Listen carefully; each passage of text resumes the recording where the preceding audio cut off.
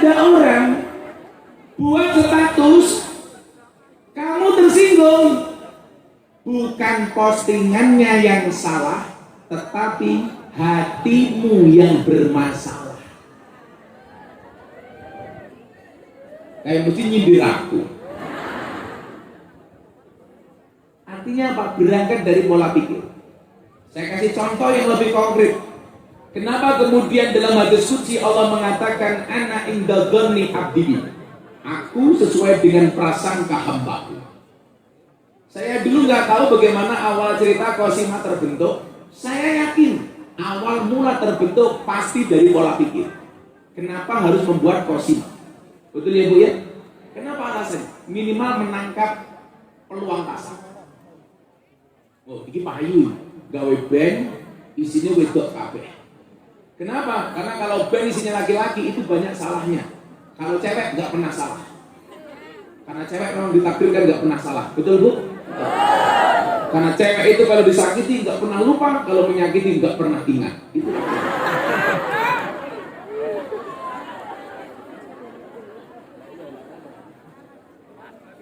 Niki bapaknya sing pensiun, niki ibu garwane. Anda sukses menjadi seorang suami, buktinya istrinya lemu.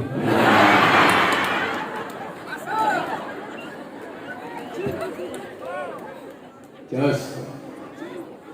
Para suami yang punya istri gemuk bersyukurlah. Mau ngeloni 30 menit sikilmu kerambah.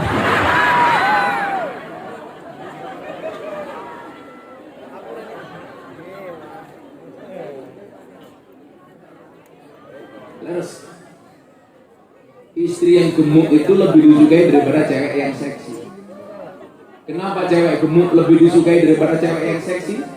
Karena cewek seksi hanya fokus kepada penampilan, tidak pernah fokus kepada perasaan.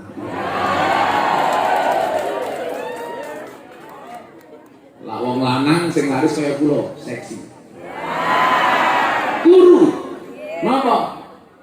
Kenapa cowok kurus lebih disukai daripada cowok gemuk? Jelas, makan saja tidak tambah, apalagi pasangan. Betul Bu? Buktinya istri saya tetap satu. Belum matamu, belum ya. Kamu berharap ya. Sorry ya. Saya punya prinsip, pasangan terbaik bukan yang datang dengan segala kelebihannya, tetapi yang tidak meninggalkan kita dengan segala kekurangannya.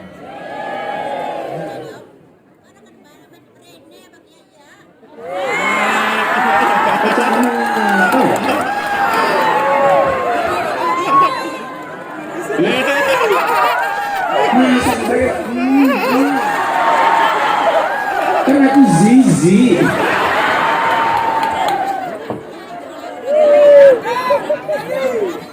Napa? Oh, ada brandnya ya. Kenapa? Kamu nafsu ya? Masak nih buru wis tua ompong.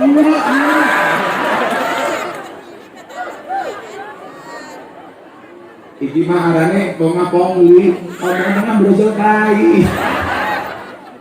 Selalu ala Nabi Muhammad. Nah, pola pikir. Saya kasih contoh. Muga-muga jenengan kabeh dadi wong bejo dunya bejo akhirat. Berangkat dari pola pikir. Tahun 2019.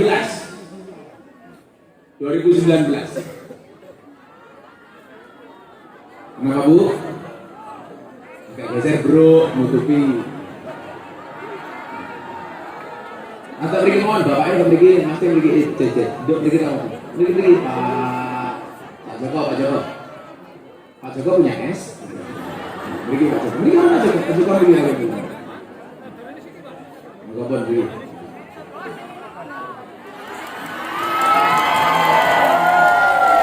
Kenapa Bu?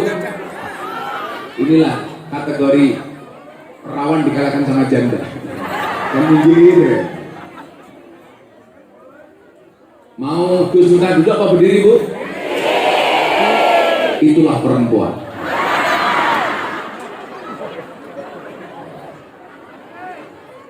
Yang jelas orang segini banyak yang sudah mulai meninggalkan dunia hitam Pak Joko. Buktinya rambutnya putih kabeh.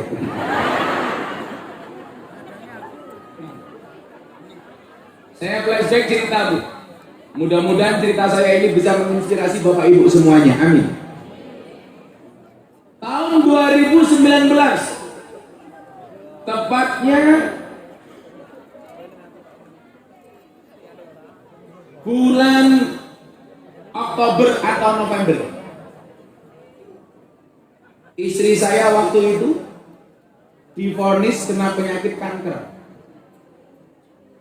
Saya ulangi, niki ibu-ibu yang sakit atau punya pasangan yang sakit, supaya punya harapan sembuh lebih besar ketika saya ceritakan ini, bahwa likulidain dawaun, setiap penyakit pasti ada obatnya, illal maut, kecuali mati. Semuanya ada obatnya. Menutupi kan orang deh.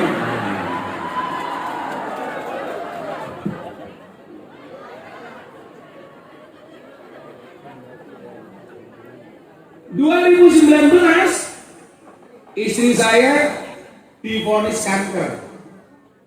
Niku nyuwun sewu. Posisi saya mau berangkat pengajian ke Tuban di tengah jalan. Ditelepon sama dokter, di WA sama istri saya. Istri saya bilang, "Beb." Saya jawab, "Iya, saya."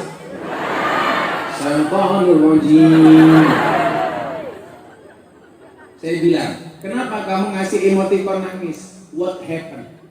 Apa yang terjadi?" Dia bilang, "Mohon maaf, Bah, saya istri terlalu sering merepotkan Abah."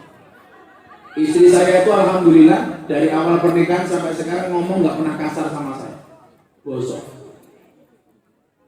Emangnya ada apa, Bunda? Barusan dokter bilang ada tindak lanjut dari penyakit Bunda, ternyata kanker. Awalnya Bapak Ibu, istri saya divonis mastitis.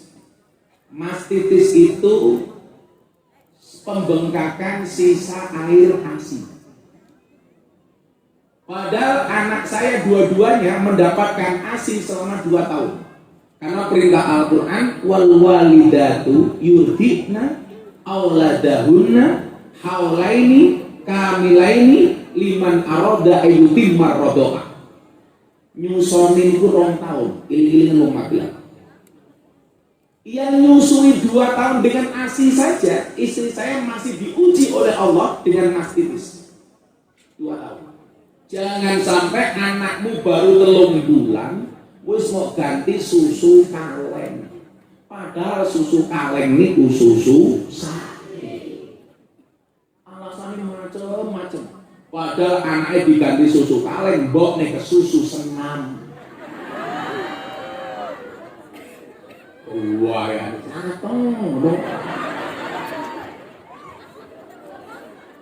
wong ini sekarang senam.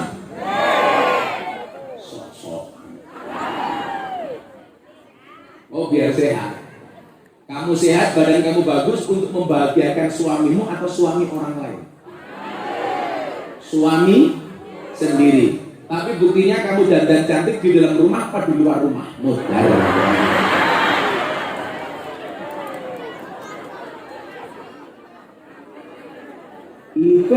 Ipet gorengan kopi diseret sapi apil amit ibu kerajaan saiki taline kotang petil dicemiten. Jarine kowe janji dandanmu ayu kowe di sawang bojomu, tapi nyatane kowe dandan ayu di sawang bojone tanggane. Kok geting aku? Sodako matamu, sodako. Bosok ya Pak. Sodako. Katanya wong iki nyanyok iki. Masa karo bojone tanggane sodako. Iya tapi. Info. Mumet masih.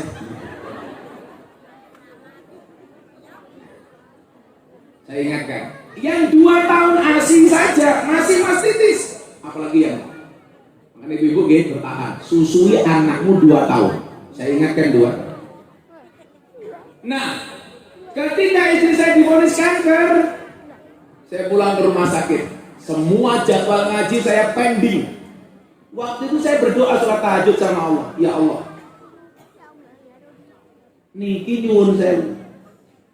Orang itu kan harus introspeksi Pak, muhasabah diri. Hasibu qabla an tuhasab. Saya bilang, yang banyak dosanya itu saya, bukan istri saya. Bojo kula niku omongan Bu, konco arisan orang duwe, konco senam orang duwe, WA grup orang duwe. Bojo kula niku nyuwun sewu. Kemarin saya Idul Fitri di Mekah. Pagi mau sowan bapak ibunya, jarak dari rumah cuma 7 kilo. Pak, angsal mboten kula sowan bapak ibu. Ya kono mangkat baru berangkat. Bojo kula niku ora tau ning pasar, ning mall tanpa kula kancani. Padahal kula ora tau ning omah, berarti bojo kula ora tau nge-mall. Sekali nge-mall itu ketika di Malaysia, karena dia harus berangkat berobat di Malaysia. Kula ngomong kali bojo kula, kamu niatnya enggak usah berobat, belanja saja, shopping. Ngoten Mbak, nggih. Niat kamu belanja apa ikhlas. Beliau saya berangkat, saya kasih ATM, tapi tidak saya kasih nomor PIN-nya.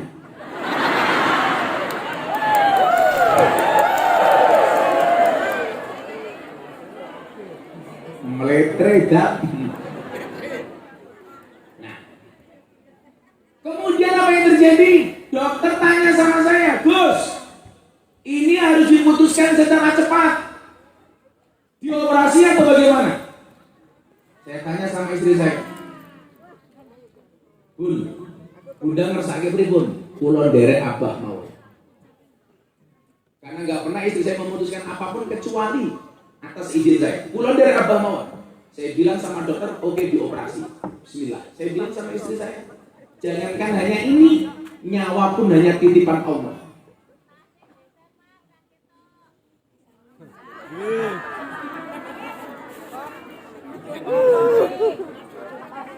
Singkat cerita, istri saya masuk ruang operasi Bapak Ibu. Masuk ruang operasi, dibius. Tapi ada satu barang yang tidak bisa lepas dari tangan istri saya. Nopo niku? Tasbih. Tasbihnya nggak bisa lepas. Dalam keadaan dioperasi, istri saya mulutnya masih komat kamit. Selesai operasi, dokter tanya, Gus, kula meh takon kalih panjenengan, nopo dokter? Kok pas dioperasi bojone jenengan cangkeme komat amin niku maca napa? Saya jawab sama dokter, wallah saya menjadi saksi sejarah istri saya. Istri saya itu dianugerahi oleh Allah ahli sholawat. Saya dikasih tasbihnya, muncul angka berapa Bu? 25.000. Istri saya itu full yaum everyday minimal baca sholawat 20.000 sampai 25.000 kali. Jadi dalam keadaan dioperasi enggak sadar, mulutnya masih kemakan. Lah ketemu pulau malam Jumat loh, kelon weh, sholawatan. Ayo bun kelon. Alamak. Enak apa?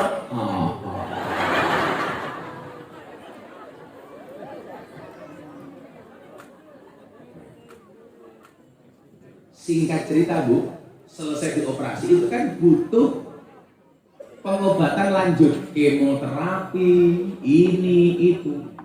Saya pulang dari Palembang, dokternya bilang begini sama saya, Gus, bisa nggak saya ketemu hari ini? Oke, dokter, hari ini saya landing dari Palembang, kita bisa ketemu habis dulu. Disitulah kemudian saya hampir emosi, Bu. Tapi saya bisa mengendalikan emosi saya. Ibu tahu, begitu saya ketemu dokter ketemu saya, dia bilang apa? Mohon maaf ya Gus, saya mau ngasih informasi. Kalau semua pengobatan dilakukan, istri Gus Miftah hanya mampu bertahan 3 tahun. Nyawanya hanya bertahan 3 tahun.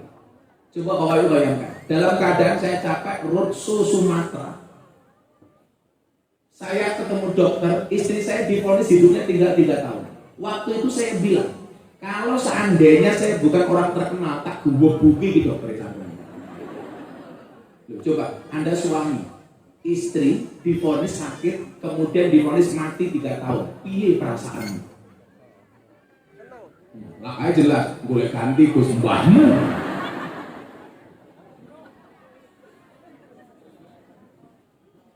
Saya cuma bilang sama dokter jenengan diam daripada saya emosi. Hidup dan matinya istri saya bukan atas vonis Anda sebagai seorang dokter, tetapi atas vonisnya Allah.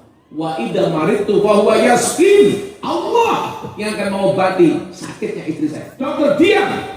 Maka saat itu saya putuskan saya tidak mau berobat di Indonesia. Saya kecewa.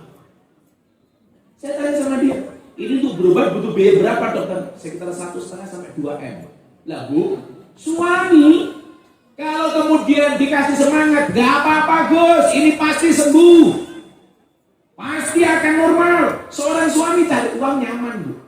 Tapi ketika divonis istrimu nyawanya tinggal 3 tahun, coba Anda bayangkan, ini ngawur dokter ini. Maka kemudian apa? Saya pulang, saya jumpai istri saya bilang, Bun, yuk, iyyakum wadhanna, jauhilah dari prasangka, kata Rasulullah. Jangan suudzon, jangan berprasangka jelek, tapi apa? Positive thinking. Kita harus punya pikiran yang baik. Kenapa Pak? Yakin kamu sembuh? Yakin. Yakin kamu mau normal? Yakin. Mau berobat? Mau. Bunda berangkat ke Malaysia.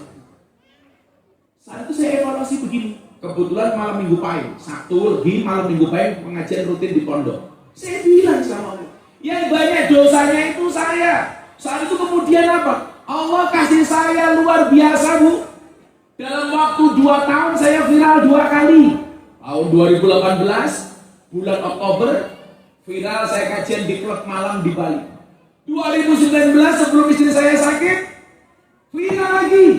21 Juni 2019 Mas Deddy Corbuzier masuk Islam. Di saat kemudian saya seolah-olah tidak menginjak bumi, Allah kasih teguran. Makanya kesimpulannya apa? Gak ada orang hidup yang tanpa ujian dan masalah. Betul Bu?